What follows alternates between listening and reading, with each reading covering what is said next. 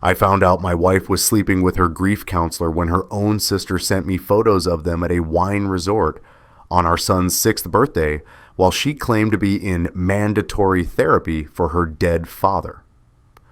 If you got some time and maybe a coffee, settle in. This is going to be long, but every minute of it is burned into my memory. I'm talking about the kind of betrayal that doesn't just break your heart, it rewires your entire understanding of the person you married. My wife, Rebecca, used her father's death as cover for an 8-month affair with her therapist. I discovered it on the worst possible day, planned the most methodical revenge I've ever executed, and watched both of them lose everything. By the end, I had primary custody of our son, she'd lost her family's respect, and Dr. Brandon Cole, the licensed professional counselor who was supposed to help her heal, lost his career entirely. This is the story of how grief became a weapon and how I made damn sure they both paid for it. Let me start at the beginning, back when I still believed my wife was a good person going through a hard time. Back when I thought grief counseling actually meant therapy. It was August 18th, 2024, Noah's 6th birthday. I remember the morning so clearly it physically hurts. My son and I were in the living room at 7 a.m., hanging up these ridiculous superhero banners he'd picked out at Target. He was bouncing around in his Spider-Man pajamas, chattering about his party that afternoon, about how all his friends were coming, about the cake we'd ordered with Iron Man's face on it. I was on a stepladder fighting with tape, and I was happy, genuinely, stupidly happy. Then Rebecca came out of our bedroom, phone pressed to her ear, already dressed in this sundress I'd never seen before. She had that look on her face, the one I'd come to recognize over the past few months. Distant, apologetic, guilty, though I didn't let myself think that word yet. She covered the phone with her hand. "Chris, I'm so sorry. Dr. Cole says today's session is critical. The breakthrough I had last week, I can't miss this." Noah's face fell, just completely crumpled. He didn't cry, which was almost worse. He just looked at me with these big eyes that said, "Again?" I climbed down from the ladder and knelt next to him. "Mommy will be back for cake, buddy. I promise." Even though I wasn't the one who should have been making that promise. Rebecca mouthed, "Thank you," at me, and disappeared back into the bedroom. I heard her voice through the door, low and intimate in a way that made my stomach twist. But I pushed it down, because that's what I did. I was Christopher Bennett, high school English teacher, devoted dad, conflict avoidant to a fault. I kept the peace. I gave people the benefit of the doubt. I trusted my wife. That was my first mistake, or maybe my 100th. I'd stopped counting months ago. Let me back up and give you the full picture. Rebecca and I met at University of Oregon 13 years ago. I was getting my teaching credential. She was in business admin. We were both 24, both from Oregon, both wanted the same quiet suburban life. We got married when I was 28 and she was 24. Bought a house in Beaverton, one of those Portland suburbs where everyone has a Subaru and a dog and a Trader Joe's membership. Noah was born in 2019, and for the first few years, everything was exactly what I'd hoped for. I taught English at a local high school, coached the debate team, came home to my family. Rebecca climbed the ladder at a mid-sized tech company, went from HR coordinator to HR manager in 6 years. We had a system. I did more of the child care. She focused on career advancement. It worked, or I thought it did. Then January 2024 happened. Rebecca's father, George, died suddenly of a heart attack. He was only 68. Rebecca was absolutely devastated, which was completely understandable. George had been a good man, a little gruff, but he loved his daughters. The funeral was in Eugene, Rebecca's hometown. I remember standing at the gravesite, holding Rebecca while she sobbed, thinking, I'll do whatever it takes to help her through this. Rebecca's sister, Catherine, was there too. Catherine had never liked me.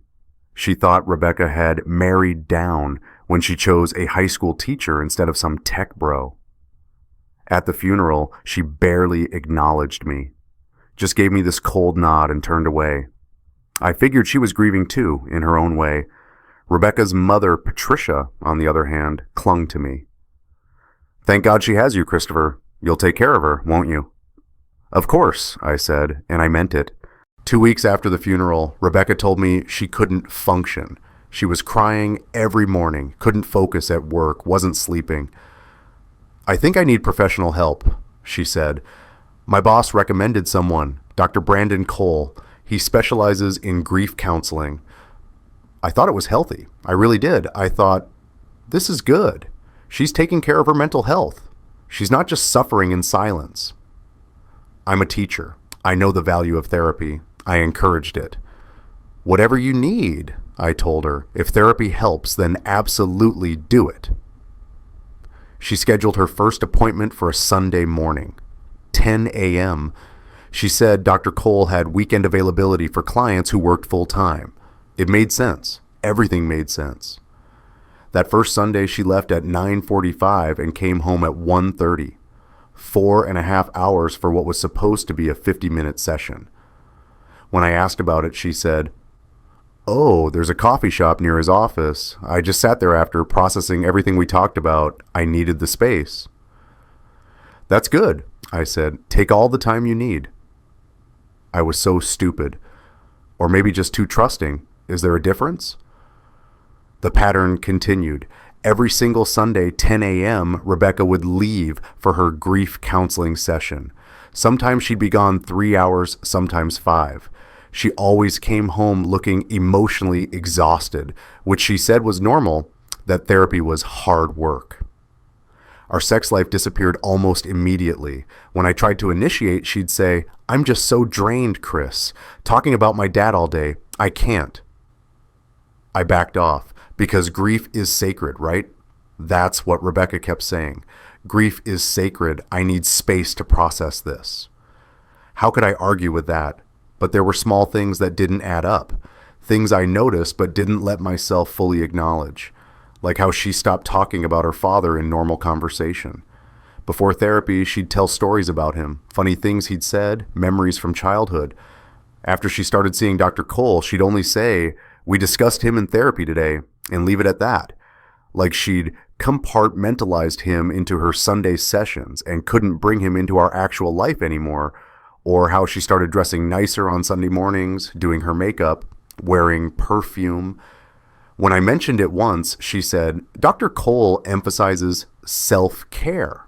Looking good is part of feeling good." And her phone. God, her phone.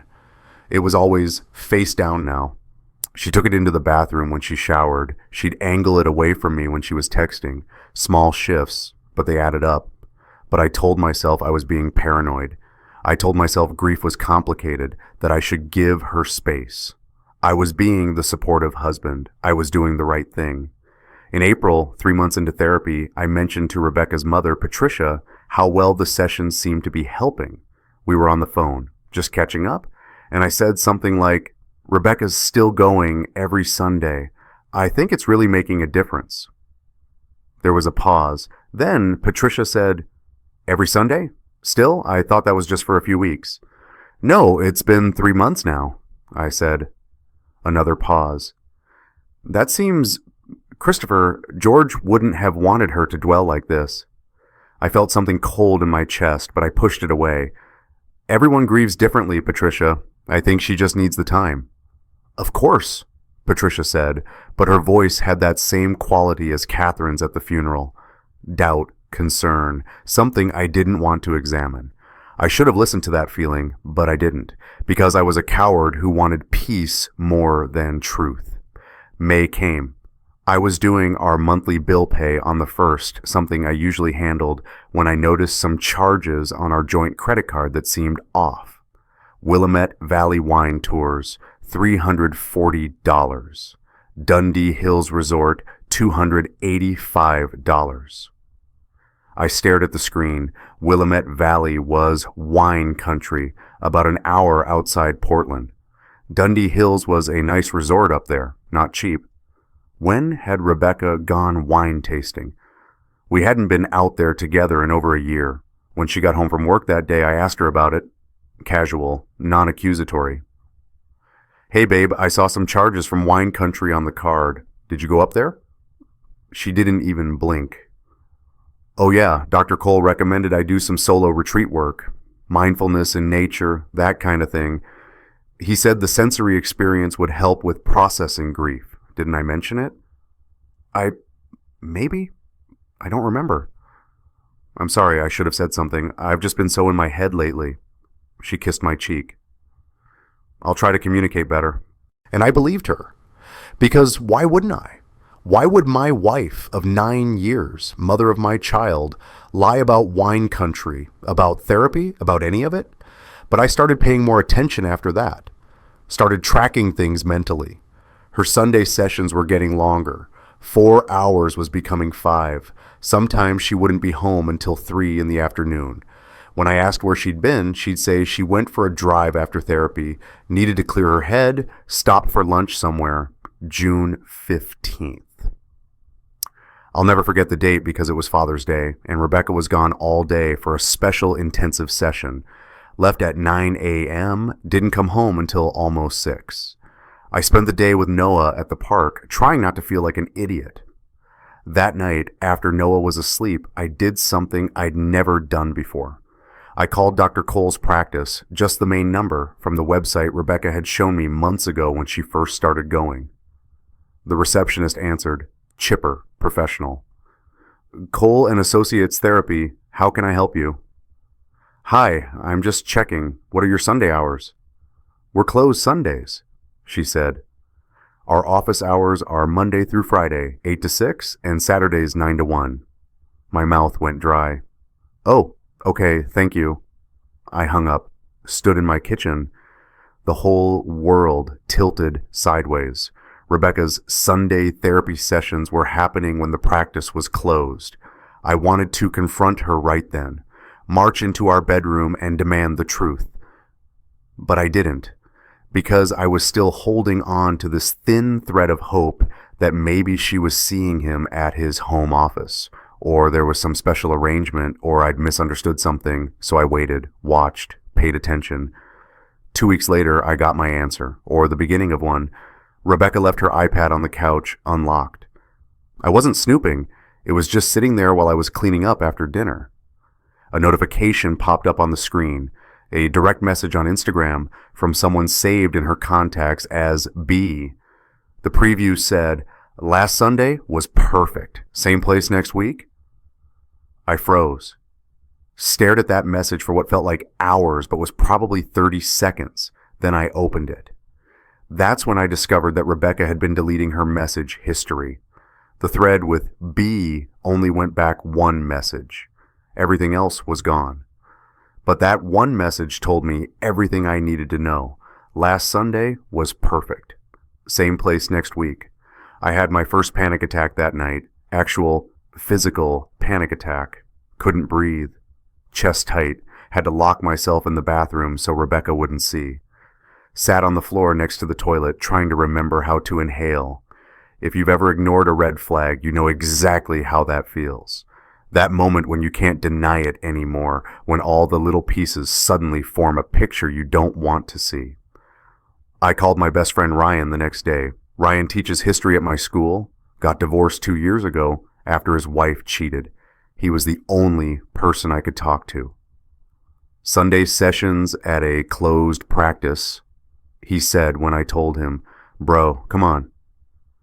Maybe he sees her somewhere else. "Chris, listen to yourself." "I don't have proof." "Then get proof. You need it anyway, for divorce, for custody, for everything." That word, divorce, made me want to vomit. But Ryan was right. I needed to know for sure. So I started documenting every Sunday departure and return time, every credit card charge. I checked our phone bill, found hundreds of texts to a number I didn't recognize, all during work hours. I made a spreadsheet. I know that sounds pathetic, but I'm a teacher. Organization helps me cope. By early August, I had a timeline that made me sick. 43 Sunday sessions since late January. $12,400 spent on hotels, wine tours, restaurant charges in wine country, 2,847 text messages to the unknown number. But I still didn't confront her because part of me, the coward part, wanted to be wrong, wanted there to be some explanation. Then Noah's birthday got closer. August 18th, a Sunday, of course. I mentioned it to Rebecca a week beforehand. "You'll be here for Noah's party, right? He's been planning it for weeks." "Of course," she said. "I'll reschedule my session." 4 days before the party. "Actually, Dr. Cole says this Sunday is really critical. I had a breakthrough last week about my dad's final days. Can we do Noah's party in the afternoon instead? I'll be back by noon." "Babe, he wants you there when he wakes up. It's his birthday." "I know, and I'll be there for most of it, I promise. Just this one session, and then I'm all his." I looked at my wife and realized I didn't recognize her anymore. "Fine," I said. That was the last conversation we had as a married couple, really. Everything after that was just aftermath. So we come back to that Sunday morning, August 18th, Noah's 6th birthday. The superhero banners, the promises I shouldn't have made, Rebecca leaving at 9:45 in a new sundress. After she left, I tried to focus on Noah. We made pancakes, we played with his new Lego set. I was operating on autopilot, this weird numbness settling over me. I knew something was coming. I could feel it. At 10:37 a.m., my phone dinged. Email notification. I almost ignored it. I was in the middle of helping Noah build a spaceship, but something made me look. Sender, Catherine Morgan, Rebecca's sister. Subject line, "I'm sorry you have to see this." I opened it, read the body text. "I saw them yesterday at Dundee Hills. I've suspected for months. You deserve to know. I'm sorry. Kate." 4 photos attached. My hands were shaking so badly, I almost dropped my phone. Noah was on the floor, focused on his Legos, completely oblivious. I walked to the bathroom, locked the door, sat on the edge of the tub. Photo 1. Rebecca and a man I'd never seen before, sitting on what looked like a resort terrace. They were holding hands across the table. She was laughing at something he'd said, head thrown back, looking happier than I'd seen her look in months. Photo 2. The same man, late 40s, graying hair, glasses, kissing Rebecca's neck while she smiled. His hand was on her waist. She had her eyes closed like she was savoring it. Photo 3. Them walking toward a resort building, room number visible on the door, his hand on the small of her back, that universal gesture of intimacy. Photo 4, timestamp today, 10:15 a.m. Rebecca's Honda CR-V in the Dundee Hills Resort parking lot. She wasn't at therapy. She was at a resort, right now, while our son waited for her to come home for his birthday. I read the email 3 more times, looked at each photo again, zooming in like I might find evidence that it was photoshopped, mistaken identity, anything but what it obviously was. Then I leaned over the toilet and threw up. I don't know how long I sat there on that bathroom floor. Could have been 5 minutes, could have been 30. Time did this weird thing where it stopped making sense. All I could think was 8 months. 8 months of Sundays. 8 months of therapy that wasn't therapy. 8 months of grief is sacred while she was fucking someone else. Noah knocked on the door. "Daddy, can we do presents now?" I pulled myself together, washed my face, looked at myself in the mirror and didn't recognize that person either. 5 minutes, buddy," I called out. My voice sounded almost normal. "Daddy just needs a second." I Googled Dr. Brandon Cole, Portland therapist, right there in the bathroom, found his practice website, clicked on Meet Our Team. There he was, the man from Catherine's photos. Dr. Brandon Cole, LPC, licensed professional counselor, specializes in grief counseling, trauma, and life transitions. His bio said he was divorced, father of 2, passionate about helping clients navigate the hardest moments of their lives. I actually laughed. It was either laugh or put my fist through the mirror. Then I Googled Oregon therapist ethics violations and found the state licensing board website, found the section on prohibited conduct.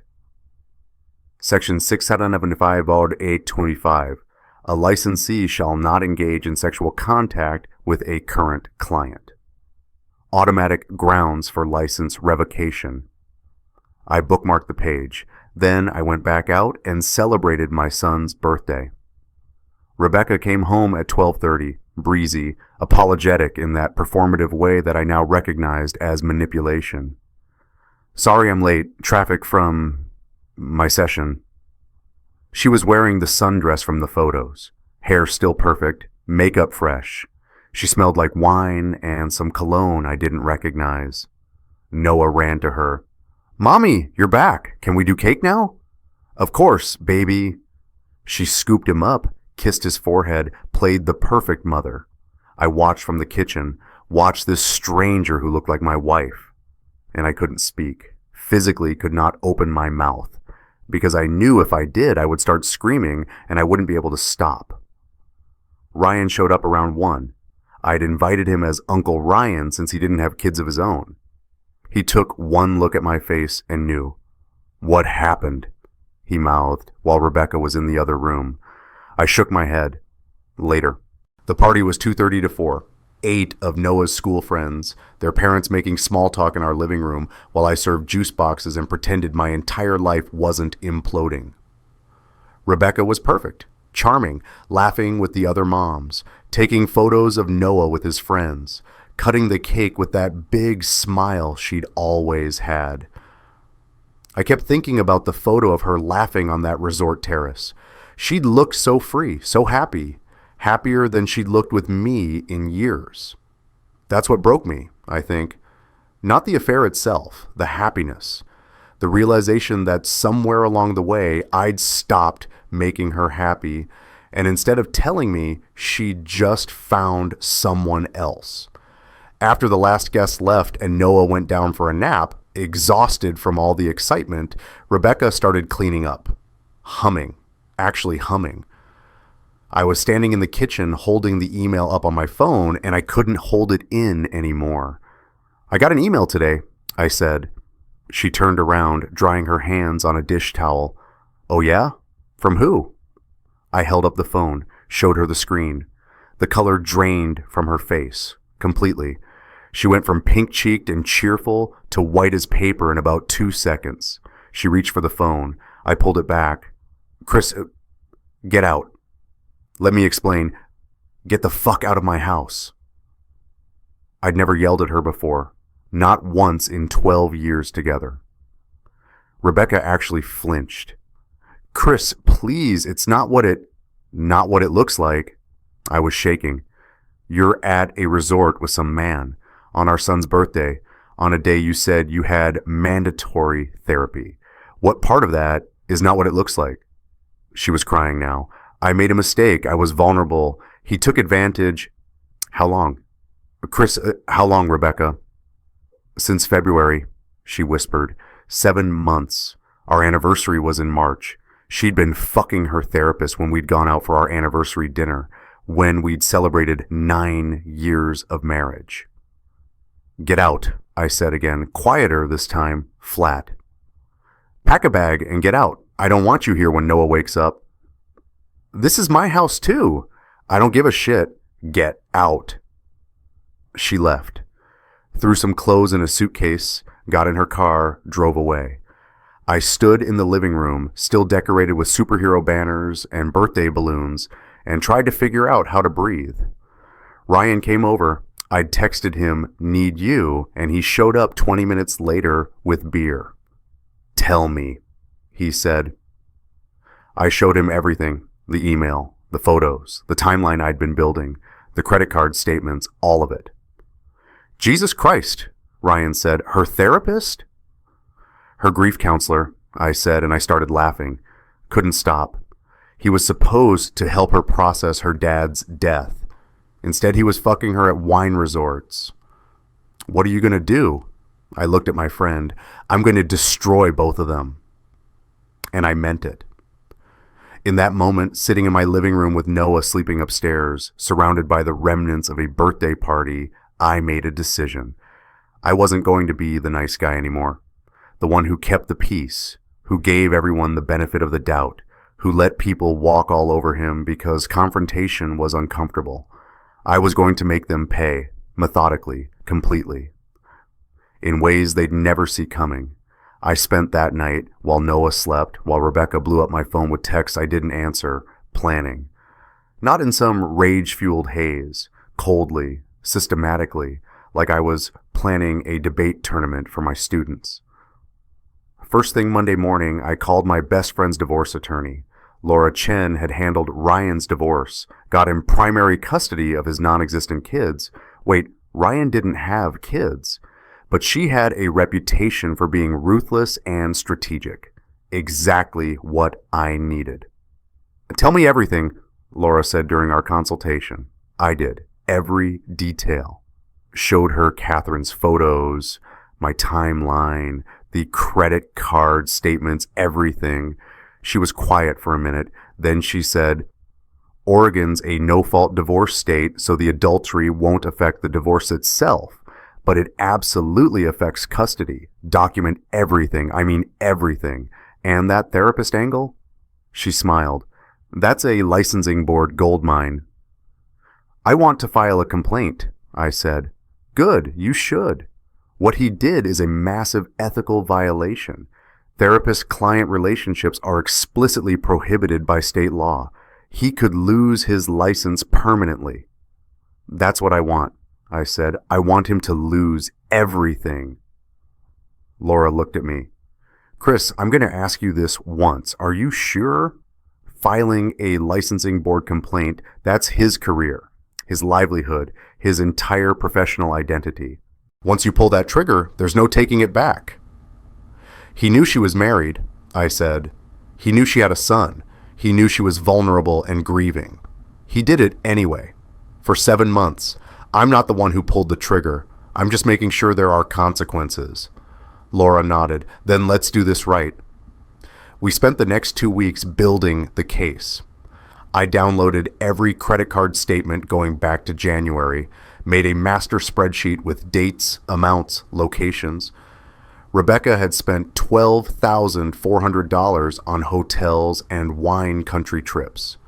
$12,000 of our money. I got into her cloud backup, we shared an Apple account, something we'd set up years ago and never changed, and screenshot every text message between her and the number I now knew belonged to Dr. Brandon Cole. 2,847 messages. Some of them were mundane, running late, see you soon. But others made me want to break things. Sunday can't come fast enough, I miss you. Last night was incredible. You make me feel alive again. I know this is complicated, but I've never felt this way before. I read all of them, every single one. Wanted to make sure I knew exactly what I was dealing with. Catherine sent me a sworn statement detailing everything she'd witnessed. Turned out she'd suspected for months. Saw them at a restaurant together in March, confronted Rebecca, was told to mind her own business and that it was complicated.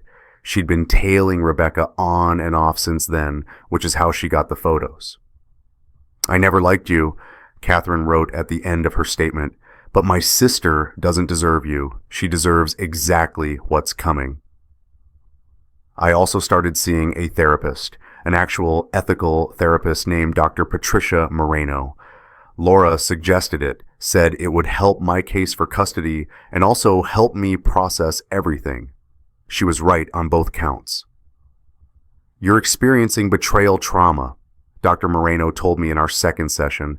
"That's normal and valid. But Christopher, you need to be careful. Revenge can feel satisfying in the moment, but it can also consume you." "I'm not letting it consume me," I said. "I'm being strategic. There's a difference." "Is there?" she asked, but she didn't push. By the end of August, I had everything ready. A 3-phase plan that Ryan and I had refined over multiple late-night sessions. Phase 1, gather irrefutable evidence, done. Phase 2, file formal complaints, divorce papers, custody motion, licensing board complaint, ready to go. Phase 3, social and family exposure. the part I was most nervous about but also most committed to. Ryan asked me once during this period, "You sure you want to go this hard? The licensing board thing, that's his whole career." "He fucked a grieving client who was married with a kid," I said. "He violated every ethical rule in the book. He doesn't deserve to counsel anyone ever again." "I'm with you," Ryan said. "Just checking." The truth was, I did have moments of doubt. Late at night, lying in bed alone, Rebecca was staying at some hotel, begging via text to talk. I'd think about Dr. Brandon Cole's kids. Laura had dug up his divorce records. He had 2 daughters, 14 and 11, shared custody with his ex-wife Jennifer. If he lost his license, he'd lose his income. $180,000 a year. Gone. But then I'd remember him kissing Rebecca's neck in that photo. Remember the date, taken on a Saturday, the day before Noah's birthday. Remember how Rebecca had come home from that trip and played the loving mother while I grilled hot dogs and pretended not to notice she'd been gone overnight. No, he'd made his choices. Now he'd live with them. September 15th, the day everything started to fall. I filed for divorce, citing adultery. Filed a custody motion requesting primary placement with Noah, with Rebecca getting supervised visitation initially. And I filed a formal ethics complaint with the Oregon Board of Licensed Professional Counselors. The complaint was 47 pages long. I'd worked on it for 2 weeks, making sure every detail was documented, every claim backed up with exhibits. I attached text message screenshots, credit card receipts, Catherine's sworn statement, and a timeline showing all 43 therapy sessions. The board accepted the complaint, opened an investigation. Dr. Brandon Cole was officially in trouble. I also did something that might have been petty but felt necessary. I called Rebecca's mother. "Patricia, it's Christopher. I need to tell you something. Is everything okay? Is Noah..." "Noah's fine. But Rebecca and I are getting divorced. She's been having an affair with her grief counselor since February." Silence, then, "What?" I told her everything.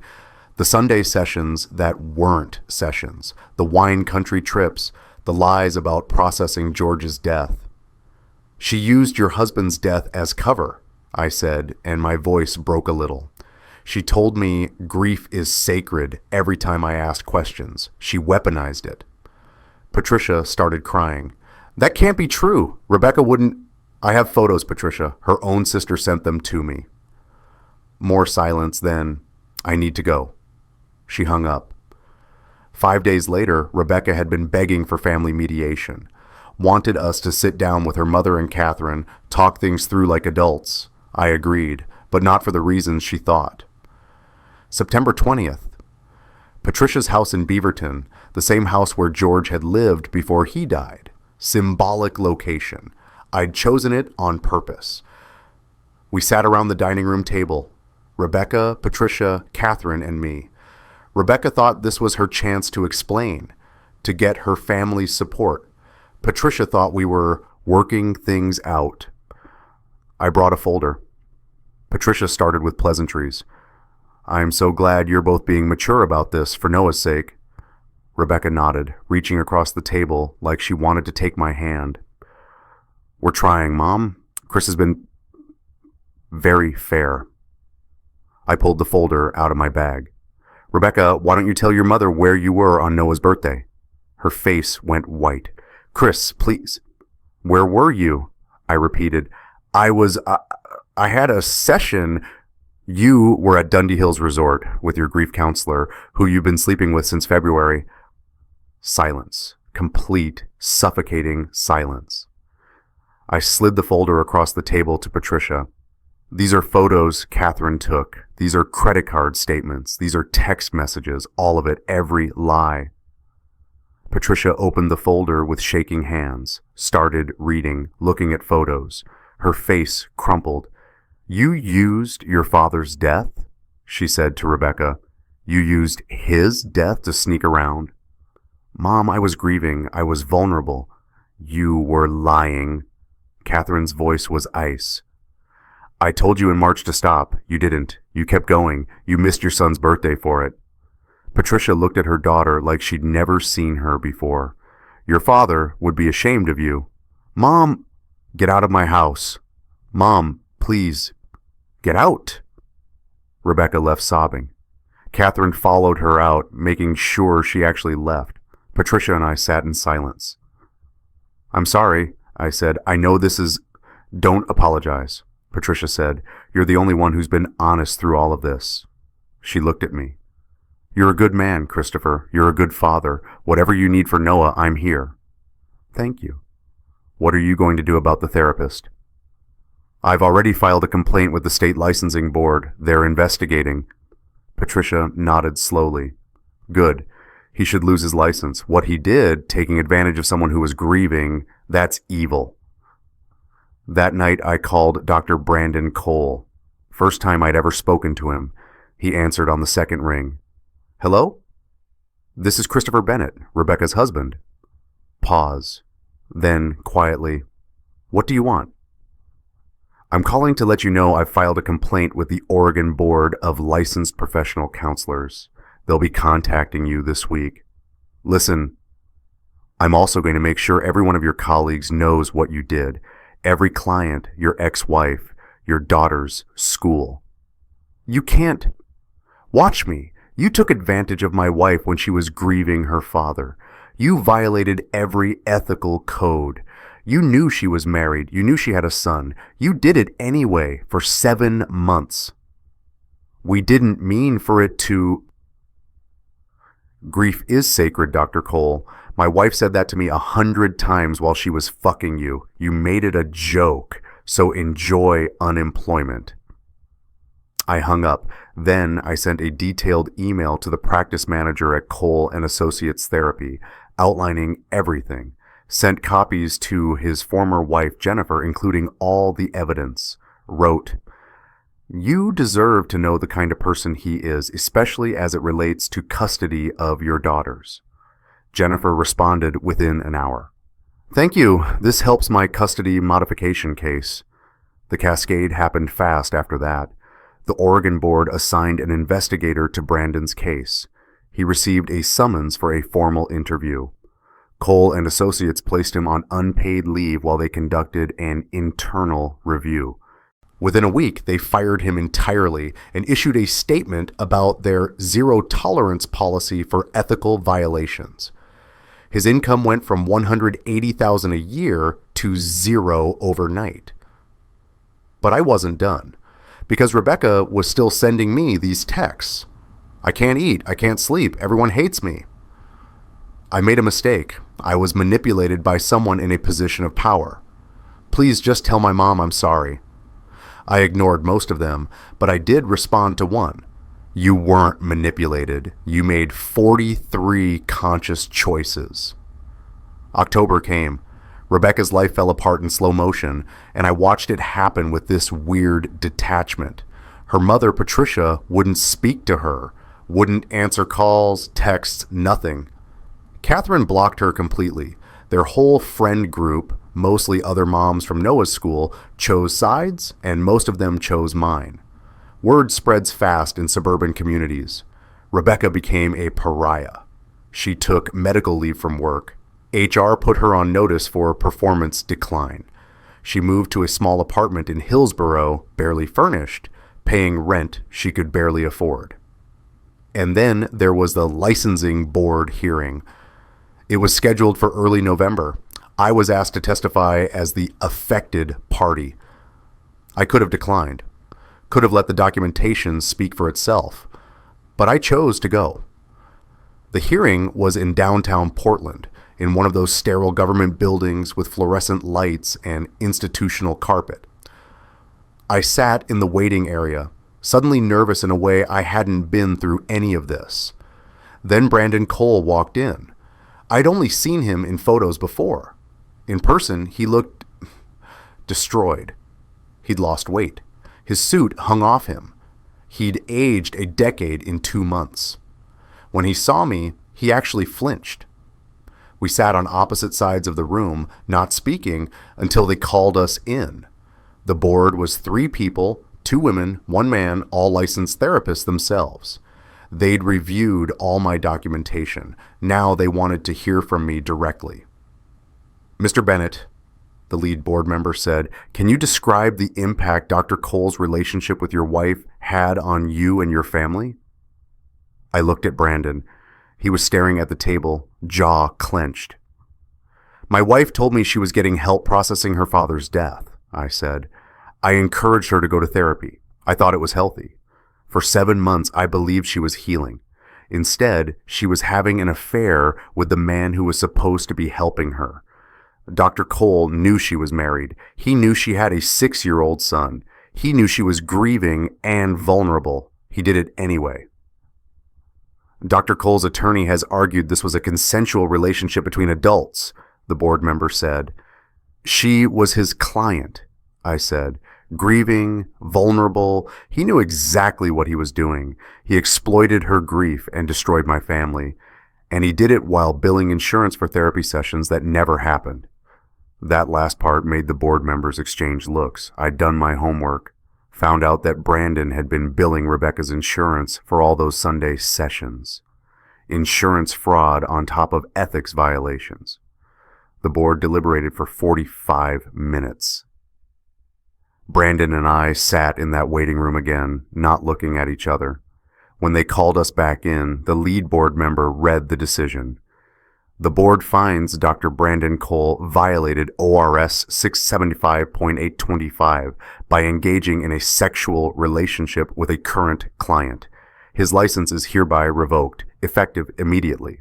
Additionally, Dr. Cole is fined $15,000 and is prohibited from reapplying for licensure for a minimum of 10 years. Brandon closed his eyes.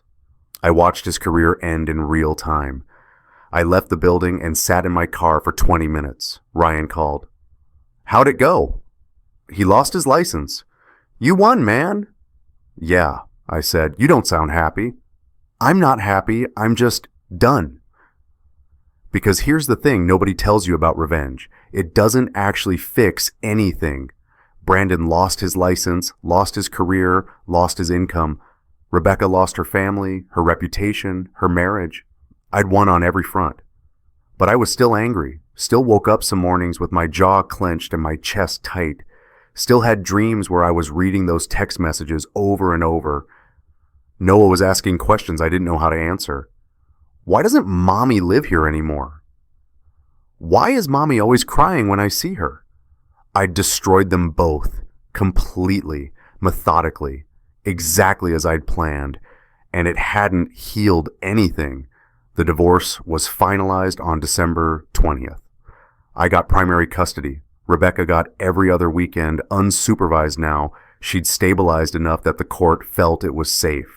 We split our assets 50-50 minus the $12,400 she'd spent on the affair. She reimbursed me for that. The house went to me. She signed it over without argument. I think by that point she was so broken she would have agreed to anything.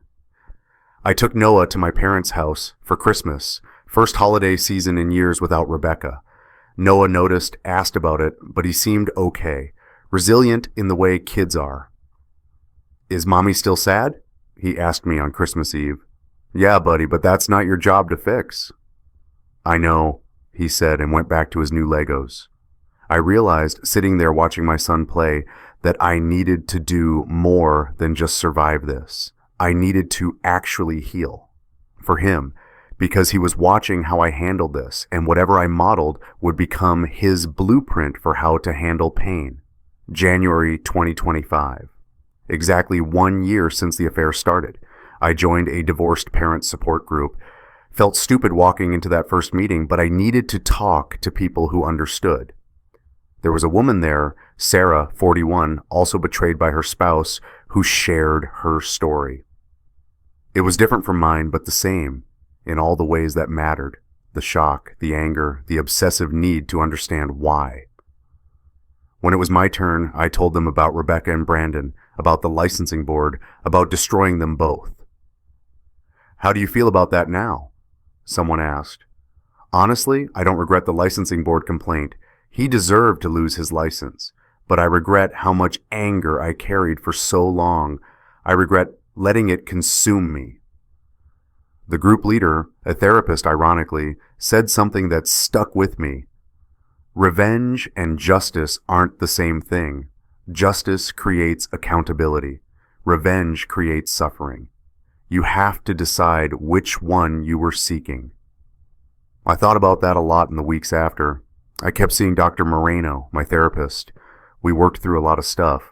My conflict avoidance that had enabled Rebecca for years. My rage at being the nice guy who got fucked over. My guilt about Brandon's daughters. Jennifer had gotten full custody after the license revocation, and the girls barely spoke to their father now. Can I acknowledge I went really far and still believe they deserved consequences? I asked Dr. Moreno one session. Yes, she said, those things aren't mutually exclusive. But Christopher, you need to decide. Are you going to spend the rest of your life defined by what they did to you? Or are you going to build something new? I chose to build something new. March 2025, 7 months after the discovery. Noah's routine was stable now. School, time with me, every other weekend with Rebecca. She was in therapy herself, actually working on her issues. We could have civil conversations at pickup and drop-off. I didn't forgive her. Probably never would. But I could coexist with her for Noah's sake. I ran into her at Noah's school play. And we both showed up, sat on opposite sides of the auditorium, watched our son play a tree in the second grade production of The Lorax. Afterward, we ended up in the parking lot at the same time. He was good, Rebecca said, awkward, tentative. Yeah, he practiced his tree pose for weeks. Silence, then, thank you for not keeping him from me completely. He needs his mother, even if I know. She looked down. I'm sorry, Chris. I know that means nothing, but I am. I know, I said, and I meant it. I did believe she was sorry. Just didn't change anything. April came. Friends started setting me up, gently. There's this woman at my book club. My cousin just moved to Portland. I resisted at first. Felt too soon. Felt like I'd just be bringing damage into someone else's life. But Emily was persistent. Emily was a librarian, 33, introduced to me by a mutual friend. We met for coffee. I was nervous, rusty, kept apologizing for being weird. I know your story, Emily said. Rachel told me, I'm not looking for a project, just so you know. Just wanted to be upfront. Good, I said, because I'm not one anymore. We talked for 3 hours. She made me laugh. Actually laugh, not the bitter kind. When we left, she said, Want to do this again? Yeah, I said, I really do. We dated slowly. I was careful about introducing her to Noah. Waited 3 months, made sure it was serious first. When they finally met, Noah liked her immediately. She's nice, Dad, he said after she left, and she laughs at your jokes. Do you think she has bad taste? I asked. The worst, Noah said, and we both cracked up. I took a solo trip to Willamette Valley in May. Same wine country where Rebecca and Brandon had gone. I did it on purpose, wanted to reclaim it, make new memories in a place that had been poisoned. I sat on a terrace at a winery, glass of Pinot in hand, watching the sunset over the hills. And I thought about the last year, about everything I'd done, everything that had happened. Rebecca was still struggling, still trying to rebuild her life.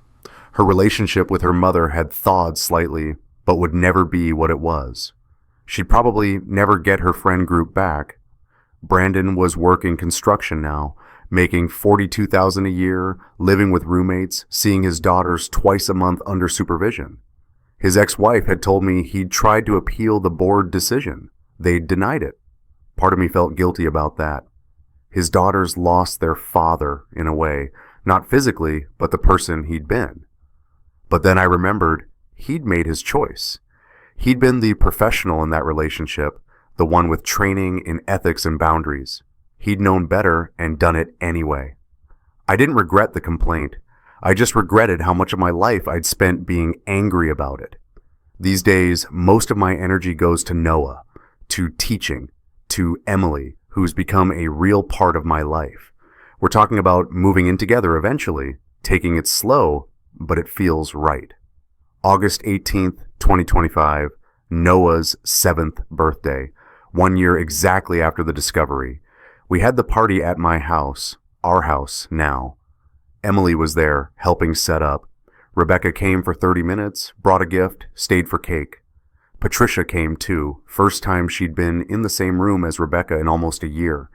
It was awkward, but civil. Noah was happy to have everyone there. After Rebecca left, I watched her car pull away and felt nothing. Not anger, not satisfaction, just nothing. A year ago, I'd wanted to destroy her. Now I just wanted her to leave so we could eat cake. That's when I knew I'd actually moved on. Later that week, Emily and I were sitting on my back porch. Noah was inside playing video games, coffee in hand, Saturday morning, peaceful. "You ever think about them?" Emily asked. She knew the whole story by then. "Sometimes," I said. "Less now. Mostly I just feel sad about the waste of it all." "Do you regret what you did? The licensing board thing?" I thought about it, really thought about it. "No," I said. "He didn't deserve to counsel anyone. Rebecca didn't deserve my trust. But I do regret how much time I spent consumed by it, how much energy I gave to punishing them instead of healing myself." "You're healing now, though," Emily said. Yeah, finally. Rebecca used to say grief is sacred. She was right about that. Grief is sacred. Losing her father should have been honored, processed, respected with the dignity it deserved. Instead, she turned it into a weapon, a shield, an excuse to destroy our marriage and our family. My grief for our marriage, for the woman I thought Rebecca was, for the future we'd planned, that was sacred too. And I honored it the way it should have been honored. I felt it. I let it break me for a little while. Then I put myself back together and built something new. Rebecca will spend the rest of her life knowing she destroyed the best thing she ever had for a man who never loved her, who just wanted an easy affair with no strings. Brandon will spend his knowing he threw away a successful career, his daughter's respect, and his professional identity for the same thing. Me? I got to watch my son turn 7, kiss my girlfriend in my kitchen, plan a future that doesn't include betrayal or lies or Sunday morning disappearances. Do I regret the revenge? Parts of it. The moral complexity of destroying someone's career, even when they deserved it. The example it set for Noah, who's too young to understand but will hear the story eventually. But the licensing board complaint? Never. He violated the most fundamental boundary of his profession. He exploited a grieving woman. He didn't deserve to keep that power over vulnerable people. And Rebecca losing her family? That was her own doing. I just made sure the truth came out. The difference now is that I've stopped carrying their betrayal around like a stone in my chest. I've stopped checking Rebecca's social media, stopped wondering if Brandon ever thinks about what he destroyed, stopped playing those text messages over in my mind. I deserve to stop carrying that weight. So I did. These days, Sundays are for pancakes with Noah and Emily, for grading papers at the coffee shop, for coaching debate team practice, for building a life that's mine, not defined by what was taken from me. And I never think about therapy at all.